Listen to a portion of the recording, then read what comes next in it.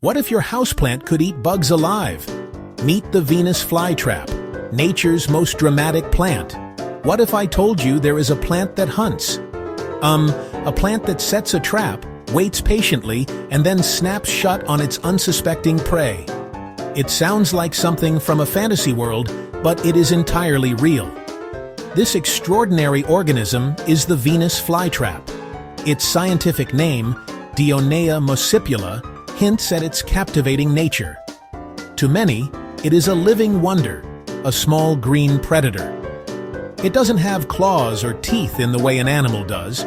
Instead, it has evolved something far more surprising. This remarkable plant makes its home in the boggy, swamp-like coastal plains of North and South Carolina in the United States. It is a very specific and now very precious habitat. The soil here is poor. It lacks the essential nutrients that most plants need to thrive, particularly nitrogen. Most plants draw these from the earth through their roots, but the Venus flytrap has found another way. It has turned the tables on the animal kingdom. To get nitrogen, it captures and consumes insects, a carnivore in a world of green. How does the trap know when to close? The secret lies in those tiny trigger hairs. There are usually 3 to 6 of them on the inner surface of each lobe. An unsuspecting fly, or a curious ant, crawls across the leaf and brushes a hair. The first touch sends a silent electrical signal through the plant, priming the trap. But nothing happens yet. The plant is patient. It is waiting for confirmation. This pause ensures the visitor isn't just a speck of dust or a drop of water. The insect must disturb a second trigger hair within about 20 seconds, or touch the same hair twice quickly. That double signal is the confirmation the plant needs. It tells the fly trap something alive is inside. Once met, the response is astonishingly fast. In less than 1/10 of a second, the lobes snap shut. Slow motion. This is one of the fastest plant movements, leaving little chance for escape. Watch in slow motion. The lobes, convex like an open book, suddenly flip to become concave. They slam together with force. The cilia along the edges mesh, not tightly at first, but loosely. This initial phase forms a barred cage. Small insects that aren't worth the meal can still escape through the gaps. It's a filter, selecting suitable prey. A larger insect trapped will struggle to break free. That struggling sends more signals. The trap begins to seal completely, creating an airtight, watertight chamber, an external stomach ready to digest. With the insect securely imprisoned, the plant begins the slow and methodical process of digestion. The inner surfaces of the trap are lined with thousands of tiny, specialized glands. Once the trap is hermetically sealed, these glands start to secrete digestive fluids, a potent cocktail of enzymes, not unlike the ones found in our own stomachs. These enzymes break down the soft tissues of the trapped insect. The creature's body is slowly dissolved, releasing its precious nutrients, especially nitrogen and phosphorus. This digestive process can take 5 to 12 days, depending on insect size, trap age, and temperature. During this time, the plant diligently absorbs the nutrient-rich liquid through the trap's inner walls. It is a slow, silent feast. All that will be left is the hard, indigestible exoskeleton. Then, slowly, the trap reopens. The husk often washed away by rain or blown by the wind.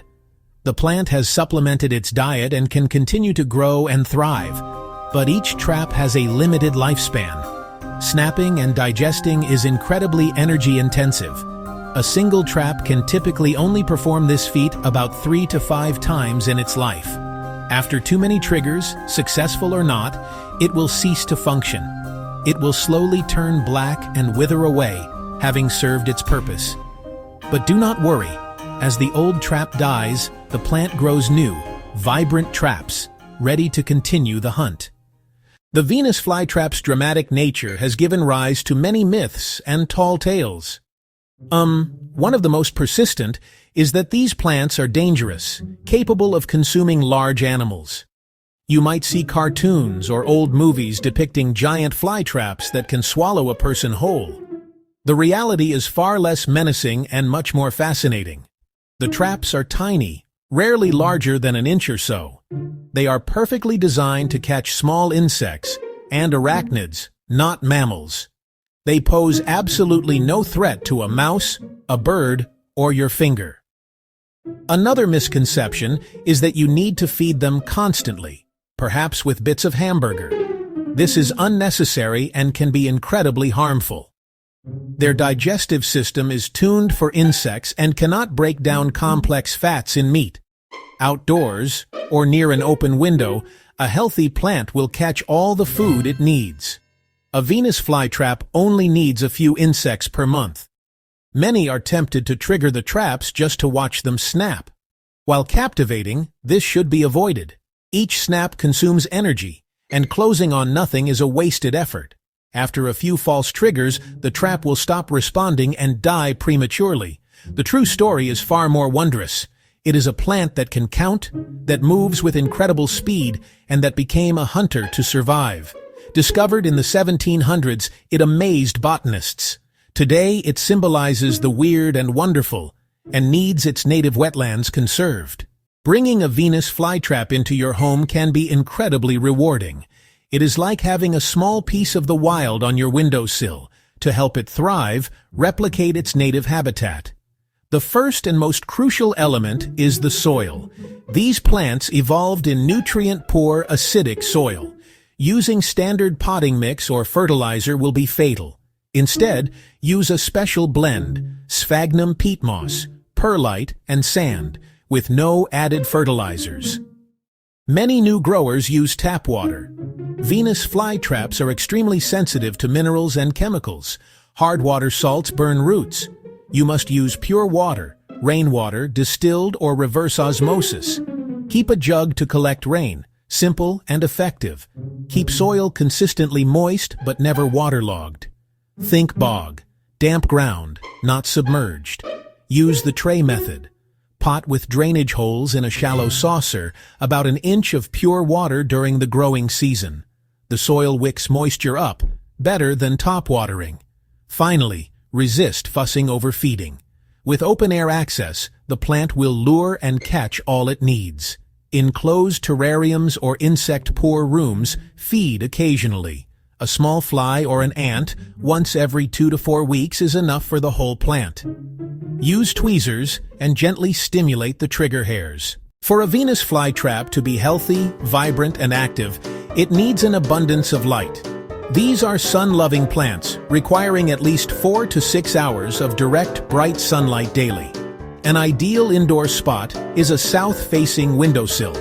Limp traps with little red interior signal too little light. A well-lit fly trap has firm, upright leaves and deep red inner traps. No natural sun? Use fluorescent or LED grow lights. Positioned 6 to 12 inches above the plant. On for 12 to 16 hours during the growing season. Equally important is a period of winter rest, dormancy. In the wild, winters are cool and days shorten. As autumn arrives, large summer leaves die back and smaller traps hug the soil. It may look like it is dying, but it is just sleeping. Dormancy typically lasts from November to February.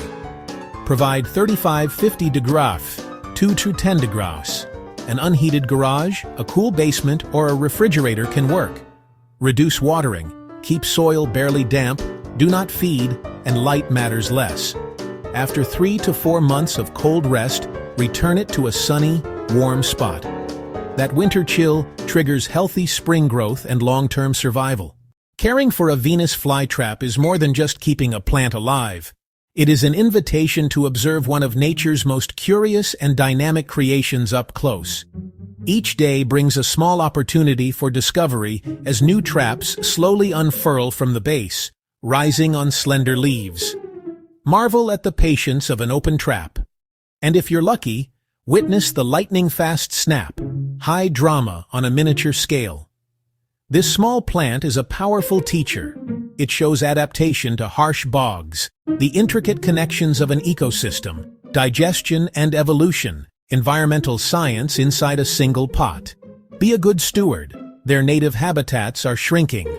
Buy from reputable nurseries that propagate via tissue culture or division. Don't collect from the wild. Provide the right care, the pure water, the sunny spot, the poor soil, the winter chill. And you're preserving a piece of natural heritage. The Venus Flytrap reminds us the world is full of marvels in unexpected places. It challenges our definition of what a plant can be: a hunter, a mathematician, a master of motion.